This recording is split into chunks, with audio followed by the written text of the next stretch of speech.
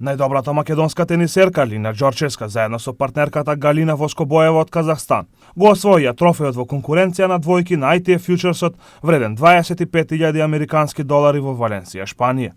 Македонско-казахстанската двојка во финалниот надпревар беше подобро од Алисија Хереро Линано од Шпанија и Ксенија Шарафова од Русија со максимални 2:0.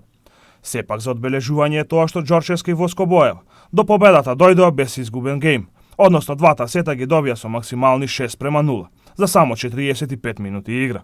Лина Ѓорчевска и Галина Воскобоева на турнирот успеа да победат на сите 4 надпревари, при тоа без да загубат ниту еден сет, со што само покажаа дека се убедливо најдобрата двојка на овој квалитетен турнир. Нашата тенисерка мометно е на 136-та позиција на светската ВТА ранглиста во конкуренција на двојки, а со оваа победа сигурно ќе постигне нов најдобар пласман.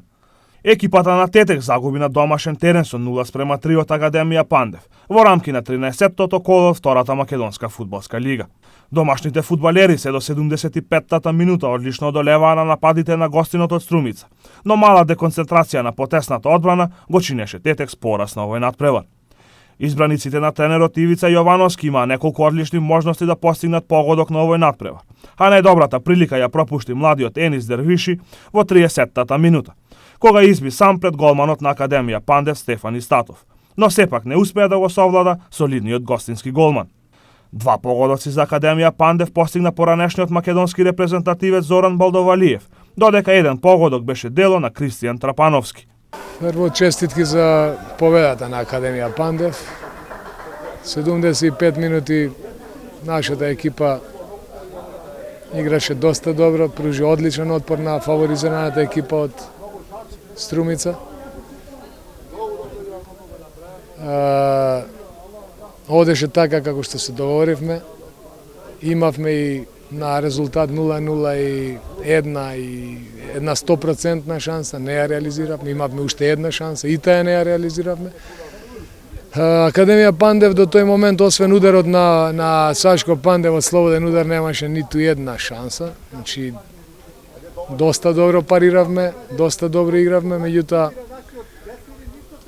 отварањето на резултатот на 0:1 е како плод на една катастрофална грешка на нашата одбрана.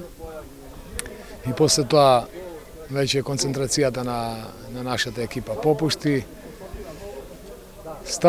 Го ставивме Јанчевски со надеж дека ќе направиме притисок да го израмниме резултатот.